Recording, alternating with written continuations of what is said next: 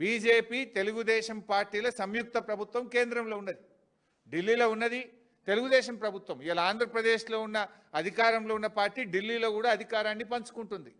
రెండు రాష్ట్రాల్లో తెలుగుదేశం బీజేపీలు అధికారాన్ని పంచుకుంటున్నాయి. ఆంధ్రప్రదేశ్ ఒత్తిడితోనే ఢిల్లీలో మీటింగ్ జరుగుతూ ఉంది. మరి ఆ మీటింగ్కు ఇవాళ తెలంగాణ ఇంజనీర్లు మధ్యాహ్నం 2 గంటలకు హాజరు కాబోతా ఉన్నారు.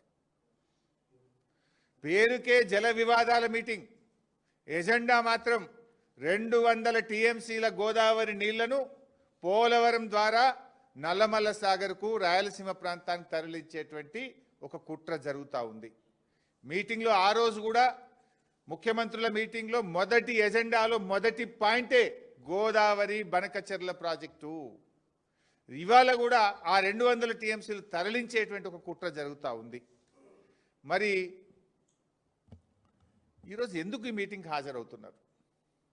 ఇప్పుడు మన రాష్ట్రం నేను లాస్ట్ టైం కూడా హెచ్చరించిన, అసలు ఈ కమిటీకి మీరు ఏనే వేయద్దు, ఈ కమిటీకి ఒప్పుకోవద్దు అని చెప్పి నేను ఏ రోజంటే 30 డిసెంబర్ 2025 రోజు ఈ తెలంగాణ భవన్లో ప్రెస్ మీట్ పెట్టినా. 30 డిసెంబర్ 2025 నువ్వు మీటింగ్లో పోనన్నావు, మీటింగ్ పోయినావు, ఎజెండాలో లేదన్నావు, ఎజెండాలో ఉన్నది, సంతకం పెట్టా అన్నావు, సంతకం పెట్టినావు, చెల్లని కేసు వేసినావు, రిట్టు వాపస్ తెచ్చుకున్నావు, నువ్వు మోసం చేస్తున్నావు అని ఈయన దొంగతనాన్ని అంతా బయట పెట్టినా. అప్పుడు నేను ప్రెస్ మీట్ 30వ తారీఖు పెడితే చాలా కీలకమైంది ఇది. 1వ తారీఖు ఒక ఉత్తరం రాసిండ్రు. 30వ తేదీ నేను ప్రెస్ మీట్ పెట్టంగానే మన రాష్ట్ర ప్రభుత్వం 1వ తేదీ నాడు ఇది ఢిల్లీకి రాసిన ఉత్తరం. ఏం రాసిండ్రో నేను చదివి వినిపిస్తా.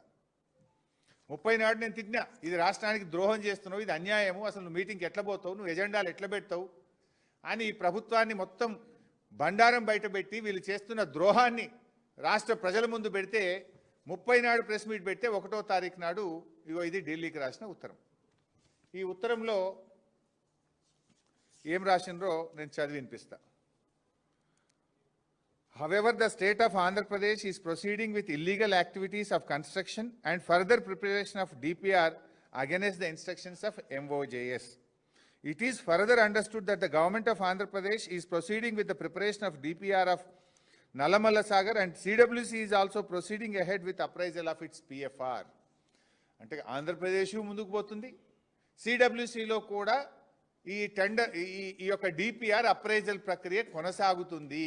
ఇది నేను చెప్పలే, మన తెలంగాణ రాష్ట్ర ప్రభుత్వం ఢిల్లీకి రాసిన ఉత్తరంలో ఆంధ్రప్రదేశ్ నల్లమల్ల సాగర్ మీద ముందుకు పోతుంది, కేంద్ర ప్రభుత్వం కూడా సిడబ్ల్యూసిలో నల్లమల్ల సాగర్ అనుమతుల ప్రక్రియ కొనసాగుతుంది అని స్పష్టంగా మీరు రాసిన ఉత్తరమే.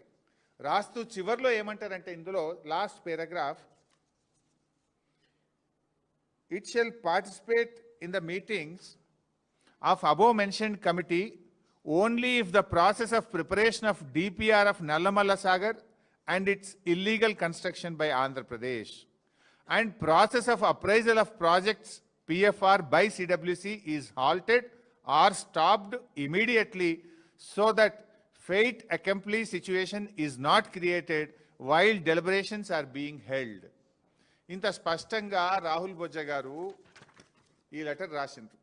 30 నాడు ఇది కూడా ఎప్పుడు రాసిండ్రు, బీఆర్ఎస్ ముళ్ళు గట్టబట్టి పొడిస్తే 30 నాడు ప్రెస్ మీట్ పెట్టి వీళ్ళ బండారం బయట పెడితే 1వ తారీఖు రాసిండ్రు. ఏమని రాసిండ్రు, కమిటీ అయితే వేసినాము కానీ ఈ కమిటీ మీటింగ్కు 2 కండిషన్లు, ఈ 2 కండిషన్లు ఒప్పుకుంటేనే మేము ఢిల్లీలో మీటింగ్కి వస్తాము అన్నారు.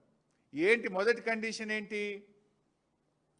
మొదటి కండిషన్ ఏమో ఆంధ్రప్రదేశ్ ప్రభుత్వము నల్లమల్ల సాగర్ డిపిఆర్ తయారీ ప్రక్రియను వెంటనే ఆపాలి, ఫస్ట్ కండిషన్. రెండవ కండిషన్ ఏంది, కేంద్ర ప్రభుత్వం సెంట్రల్ వాటర్ కమిషన్లో నల్లమల్ల సాగర్ అనుమతుల ప్రక్రియను తక్షణమే ఆపాలి. ఈ 2 కండిషన్లు మీరు ఒప్పుకుంటేనే ఢిల్లీలో మీటింగ్కు వస్తాము అని రాహుల్ బొజ్జ గారు మన రాష్ట్ర ప్రభుత్వము ఈ ఉత్తరం రాసింది.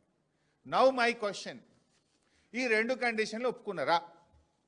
కేంద్ర ప్రభుత్వం మీకేమైనా మేము సిడబ్ల్యూసిలో అనుమతుల ప్రక్రియ ఆపాము అని లెటర్ రాసిందా?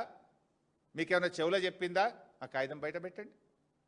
నంబర్ 2, ఆంధ్రప్రదేశ్ మేము Nallamala Sagar pre feasibility report తయారీ ప్రక్రియను ఆపేసినాము అని ఆంధ్రప్రదేశ్ మీకు ఏమైనా హామీ ఇచ్చిందా? కమాన్ బయట పెట్టండి. మరి ఈ రెండు జరగకుండా ఇలా మీటింగ్కి ఎందుకు పోతున్నారు? ఈ రెండు జరగకపోతే మీరు మీటింగ్కి ఎందుకు పోతున్నారు?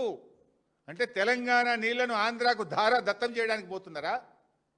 రేవంత్ రెడ్డి గురు దక్షిణలో భాగంగా పోతున్నారా? తెలంగాణకు మరణ శాసనం రాయాలనుకుంటున్నారా? ఇది తెలంగాణ తెచ్చిన పార్టీ, తెలంగాణ కోసం పోరాడిన పార్టీ, తెలంగాణ హక్కులకు అన్యాయం జరుగుతుంటే ఒక్క క్షణం కూడా ఊరుకోని పార్టీ. ఊరుకోం గాక ఊరుకోం. We are the fighters. ఎన్నో త్యాగాల పునాదుల మీద తెలంగాణ తెచ్చినాం. ప్రజలు నీకు అధికారం ఇచ్చింది గోదావరి నీళ్లను ఆంధ్రాకు దారాదత్తం చేయడానికి కాదు మిస్టర్ రేవంత్ రెడ్డి. నాకు ఉత్తమ్ కుమార్ రెడ్డి గారు ఎందుకు మౌనం వహిస్తున్నారో నాకు అర్థమైతలేదు. రేవంత్ రెడ్డికి గురుదక్షిణ ఉండొచ్చు, నువ్వెందుకు మౌనంగా ఉంటున్నావు ఉత్తమ్ కుమార్ రెడ్డి గారు? ఈ ఉత్తరం నీ సెక్రటరీ నువ్వు రాసిందే కదా, నీ అప్రూవల్తోనే ఈ ఉత్తరం పోయింది కదా.